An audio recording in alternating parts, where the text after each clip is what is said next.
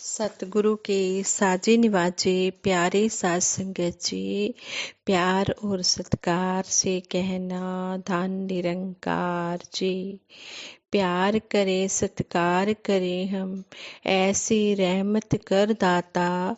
अपना सुखी संसार करें हम, ऐसी रहमत कर दाता। हे सच्चे पातशाह सतगुरु माता जी, जिस तरह आप जी हमें समझा रहे हैं कि हमने सभी का आदर सत्कार करना है, सभी से प्यार करना है, आप जी हमें ऐसा आशीर्वाद दो कि हम ये कर्म कर पाए और इस तरह आप जी की रहमत हम सब पर बरसती रहे।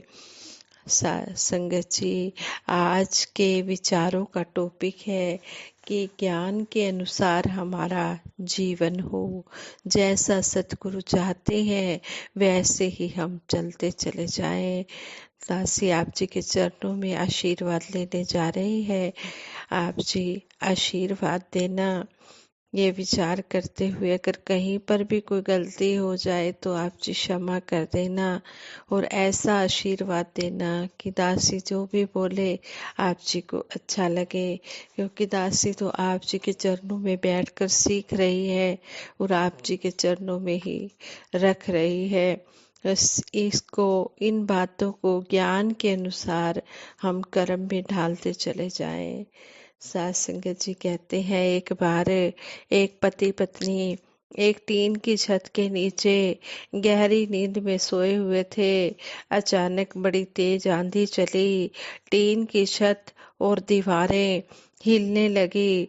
तूफान इतना तेज था कि किसी भी पल टीन की छत गिर सकती थी। बेचारी पत्नी बड़ी भयभीत हुई, बहुत डर गई। पति की चारपाई को मजबूती से पकड़े हुए भी थी और थर थर कांप भी रही थी। पति महोदय प्रभु भगत थे, वह शांत बने रहे। उन्हें इस ईश्वर प्रभु निरंकार पर पूर्ण विश्वास था कि ये जो भी करेगा हमारे लिए अच्छा करेगा। तभी पत्नी ने सहमी हुई आवाज में कहा, हे भगवान अब क्या होगा। फिर पति से बोली, आप आराम से बैठे हैं, क्या आपको डर नहीं लग रहा है। पति महोदय चारपाई के पास लाठी रखकर सोने के आदी थे। उन्होंने एक पल कुछ सोचा और फिर पास पड़ी लाठी उठाकर अपनी पत्नी पर वार करने की मुद्रा में बैठ गए। पति की इस हरकत से पत्नी को बहुत हैरानी हुई। वह तूफान का डर तो भूल गई, परंतु पति की हरकतों से हैरान होकर पति से पूछने लगी, आपको क्या हो गया है? आप इस लाठी से क्या करने चाहते हैं? क्या करना चाहते हैं? पति ने कहा, मैं तुम्हें मार देना चाहता हूँ।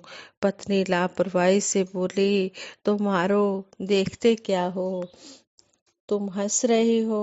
पति ने कहा, तुम हंस रही हो, तुम्हें मुझसे डर नहीं लग रहा। आगे से पत्नी ने निडरता से कहा, आपसे कैसा डर, आप मेरे पति हैं, मुझसे प्यार करते हैं, आप मुझे मार ही नहीं सकते। पति ने फिर पत्नी को समझाया, इसीलिए तो मैं भी इस तूफान से नहीं डर रहा। हम सब इस परमपिता परमात्मा की संतान हैं। परमात्मा हमसे प्यार करता है, हम सबसे प्यार करता है।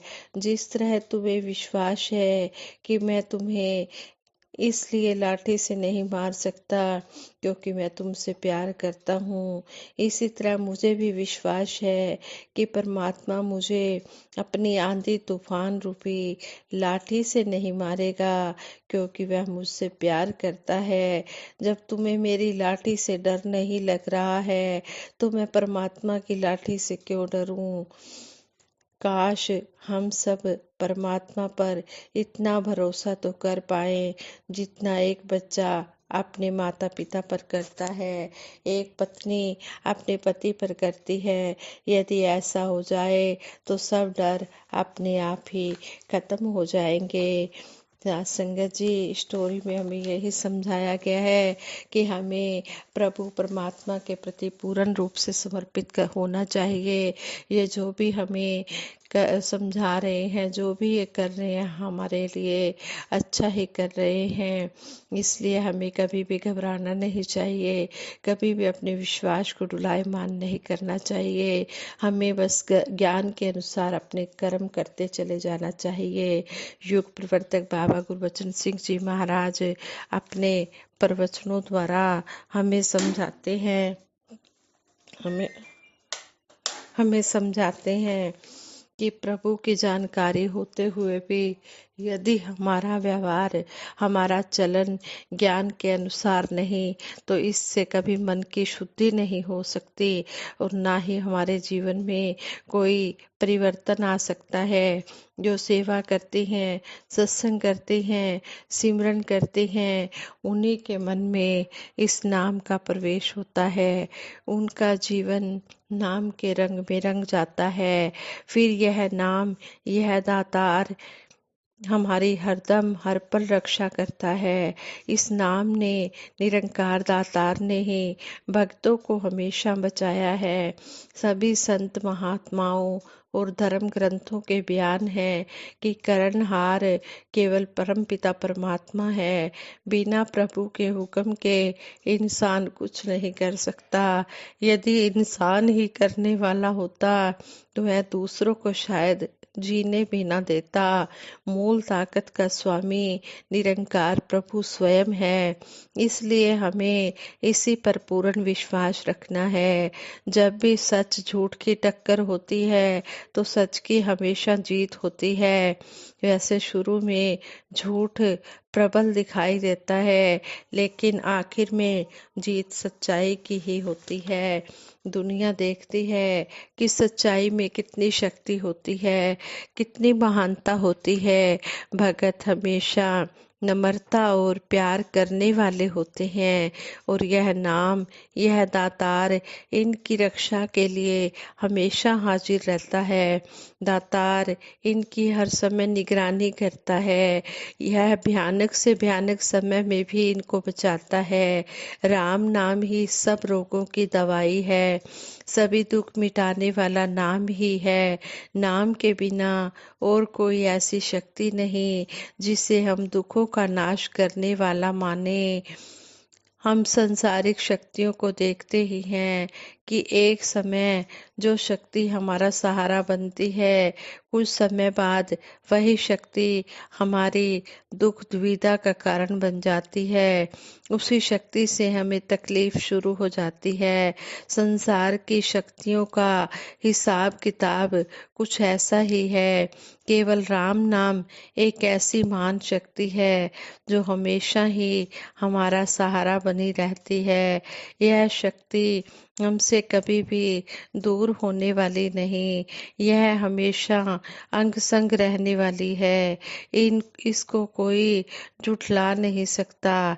यह शक्ति इस जीवन में भी हमारे साथ है और यदि यह जीवन में ना रहे, यह शरीर ना रहे, तो भी यह हमारे साथ रहने वाली है।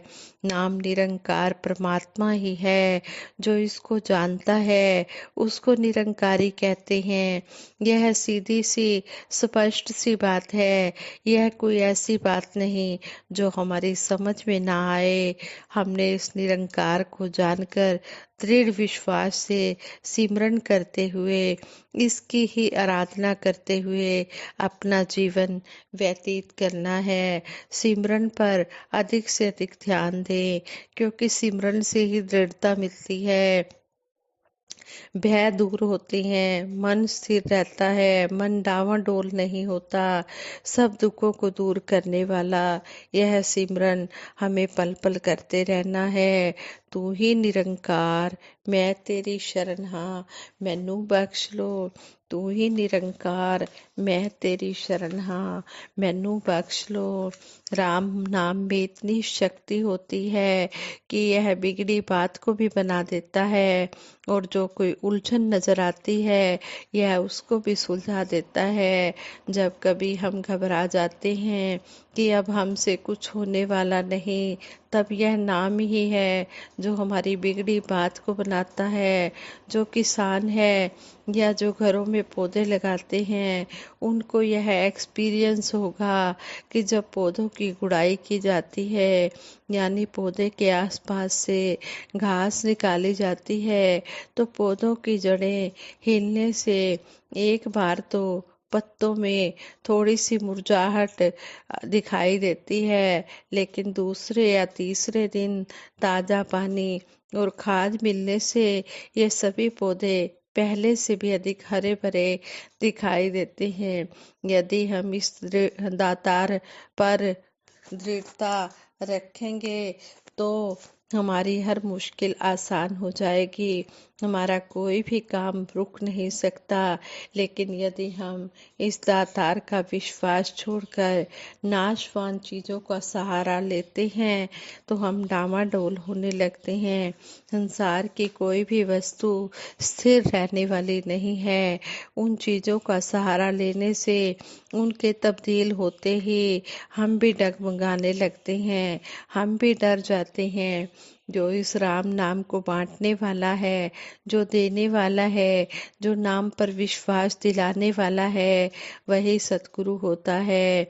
वह सतगुरु जिसने केवल पीले या सफेद रंग के कपड़े पहने हुए हों या लंबी लंबी जटाएं रखी हुई हों, ये तो बाहर के दिखावे होते हैं। ये सतगुरु की निशानियां नहीं हुआ करती। सतगुरु हमेशा हमारे विश्वास को इस तरफ लाता है कि यह दातार जो हमारे अंग संग है, यही हमारा पालनहार है, यही हमारा रक्षक है, यही हमारा सहारा है। सतगुरु हमें कभी भटकने नहीं देता। भगत ऐसा नहीं मानता कि कोई और भी शक्ति है जिससे हमें सहारा मिलेगा। आसरा जिन्हें भी लिता गुरु निरंकार दा, रहंदा न डारे ओनू फिर संसार दा। द्रौपदी ने माण ਕੀਤਾ ਜਦੋਂ ਬਾਹੂਬਲ ਤੇ ਵਧਦਾ ਹੈ ਦਿਸਿਆ ਖਤਰਾ ਉਹਨੂੰ ਪਲ ਪਲ ਤੇ बच गई जो ध्यान किता कृष्ण मुरार दा। आसरा जिन्हें भी लिता गुरु निरंकार दा। संगत जी, जो सतगुरु निरंकार का सहारा लेते हैं, इनके ऊपर विश्वास रखते हैं, जो भी ये कहते हैं वही कर्म करते चले जाते हैं, तो उनको कभी भी कहीं पर भी किसी परेशानी का सामना नहीं करना पड़ता। ये दातार प्रभु ये हर पल उसकी रक्षा करता है। बस हमने इसका आसरा लेना है, इसका सहारा लेना है, फिर किसी और सहारे की जरूरत ही नहीं पड़ेगी। हमें युग प्रवर्तक बाबा गुरबचन सिंह जी महाराज ने भी बहुत सुंदर करके समझा दिया है कि राम नाम सब रोगों की दवाई है। राम नाम में बड़ी शक्ति है। से हम हर पल इस राम नाम का एहसास मन में बनाए रखें और यही सिमरन हम करते रहें। आओ मिलकर दातार के आगे हाथ जोड़कर यही अरदास करते हैं, हे सच्चे बादशाह, जिस तरह आप जी ने हमें जोड़ा है इसी तरह जोड़े रखना।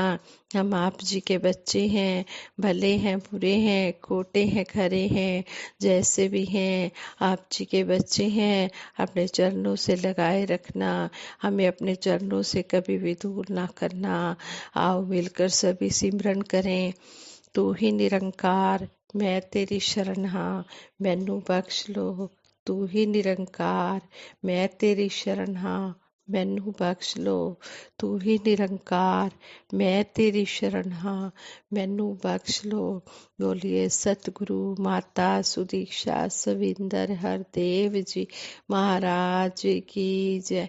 निरंकारी राजमाता गुरुबचन अवतार की जय।